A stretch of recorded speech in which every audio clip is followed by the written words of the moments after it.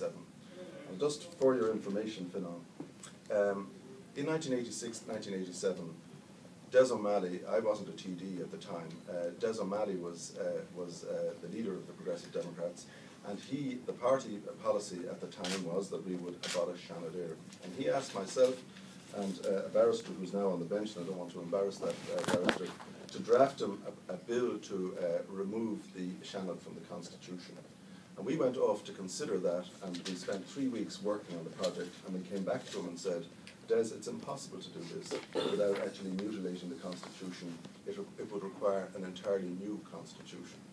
And that new Constitution, you may recall, is one which had 3 references to God, but required a 4th one, and it didn't get that 4th one, and then the Progressive Democrats were accused of taking God out of the Constitution. In 2002, I was made Minister for Justice, as you know, and at that stage, Mary Harney, the leader of the Progressive Democrats, agreed to an all-party process, including John Dardis, who played a leading part in it, to consider reform of the Seanad. And it was apparent at that stage that the decision had been that we would go down the road of reform rather than abolition. And during that period, the lifetime of that government, 2002-2007, I made use of the Seanad regularly to bring in the major pieces of reforming legislation that were in my department. I was at that time told by Gareth Fitzgerald that I would find that that was the best way to do business, because the Seanad was a valuable chamber, and that I should overcome my personal prejudices. In fact, he wrote in his book, Reflections on the State of Ireland, at a later stage in 2003, precisely the same, why he believed the Seanad should be retained and reformed, and its electoral system reformed rather than abolished.